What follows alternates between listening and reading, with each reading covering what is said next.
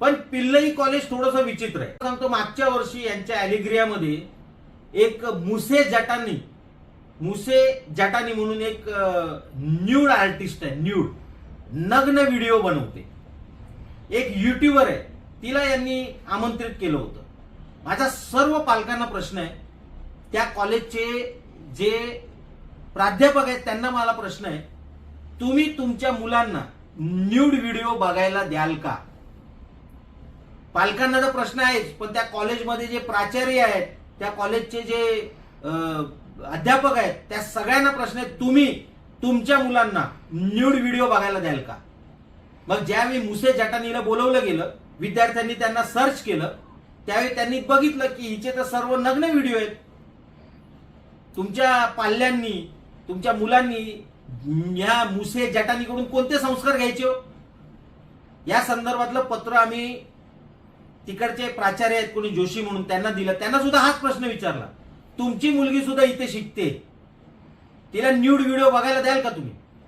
म्हणजे तुमच्या मुलीने न्यूड व्हिडिओ बघायचे नाहीत, तर मग दुसऱ्यांच्या मुलांनी न्यूड व्हिडिओ का बघायचे? आणि अशा महिलेला, अशा युट्यूबरला तुम्ही तिथे संस्कार करायला बोलवत्या मुलांवरती. काय संस्कार करणार आहे ती?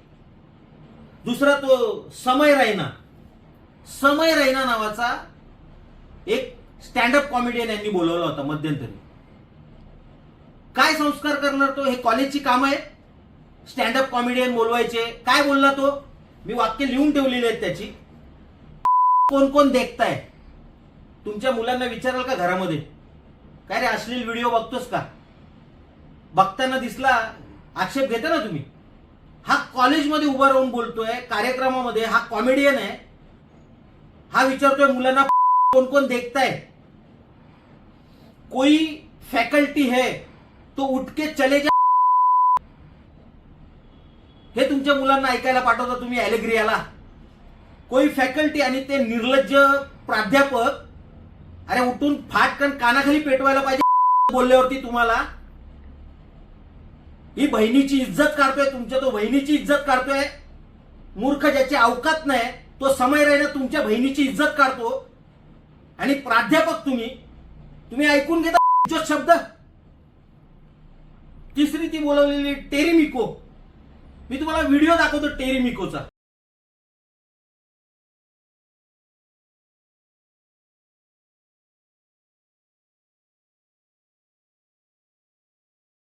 काय चालू आहे मागे डीजेच्या नावाखाली?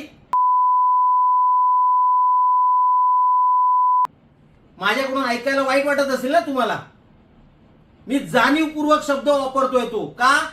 कारण तुम्हाला कळलं पाहिजे तुमची मुलं काय शिकतायत जाऊन कॉलेजमध्ये त्या, आणि कॉलेज काय त्यांच्यावरती संस्कार करते ते. डीजेचा अर्थ असा असतो, मुलांच्या समोर सगळे हजारो मुलं समोर आहेत आणि त्यांच्या समोर नारे लावणार. कधी जा विचारलं कॉलेजमध्ये जाऊन की माझ्या पाल्याला हे काय शिकवतंय? आणि कॉलेजचा अर्थ काय होतो? तुम्ही तुमचा सिलेबस पूर्ण करा. तुमच्या सांस्कृतिक कार्यक्रमांमध्ये फक्त तुमच्या कॉलेजची मुलंच पाहिजेत. बाहेरची मुलं घेता कशी तुम्ही? 1300 रुपये तिकीट, 1800 रुपये, शेवटपर्यंत 3000 रुपयाला तुमचा पास जातो. धंदा बांधून ठेवलेला आहे कॉलेजमध्ये. आणि पनवेल महानगरपालिका आंधळी, एवढं कळत नाही यांच्याकडून एंटरटेनमेंट टॅक्स वसूल केला पाहिजे. करोडोंचे पासेस विकतायत, ते तुमच्या नाकावर टिचून विकतायत. ते एखाद्याने जर एमएससीबीचं बिल नाही भरलं, संध्याकाळी हजर होता दारात त्याची वीज कापायला, आणि यांच्याकडून कोण एंटरटेनमेंट टॅक्स घेणार? विचार करा या गोष्टींचा. हे असले कल्चरल प्रोग्राम आज पत्र दिलेलं आहे पिल्लई कॉलेजला.